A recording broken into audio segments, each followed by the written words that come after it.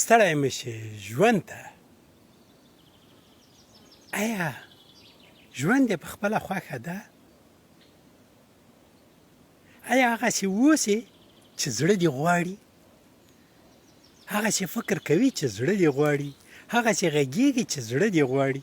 هغسې ګرځې راګرځې راشه درشه کاروبار ژوند روزګار کوي چې زړه دې غواړي؟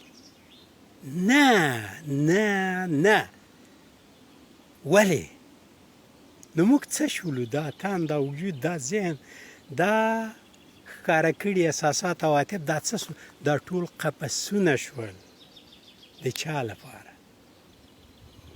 خپل ځان لپاره. ځان بل څه غواړي،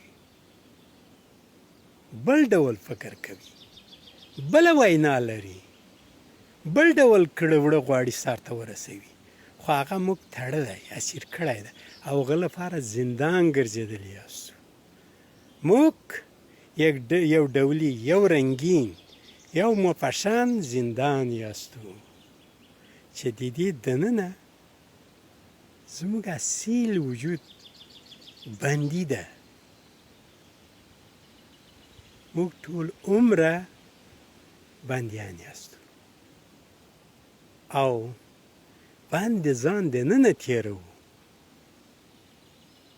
ژوند خدای را کړی، موږ د هغه یاستو، له هغه هېڅ شی نسو پټولی.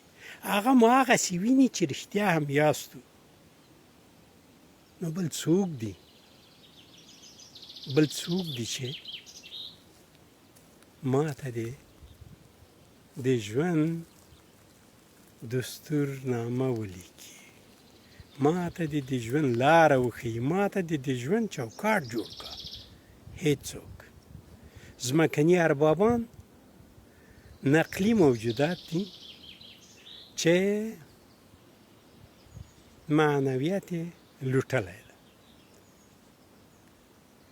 اصیل ژوند، پوره ژوند، خالص ژوند دغه ده چې هغه څوک اوسو چې په رښتیا هم یاستو.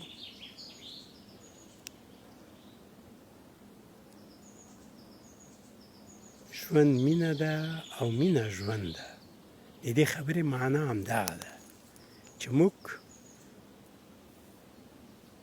په ټول وجود راښکاره شو، خپل جهان شو. د دې دنیا تقدیر دغه ده چې هر وګړی پکې هغه څوک اوسي چې په رښتیا هم ده. خو د دې لپاره فقط یو نادود عمل پکار ده. مینه زموږ لپاره نادوده ده، مینه زموږ لپاره نابلد کار ده.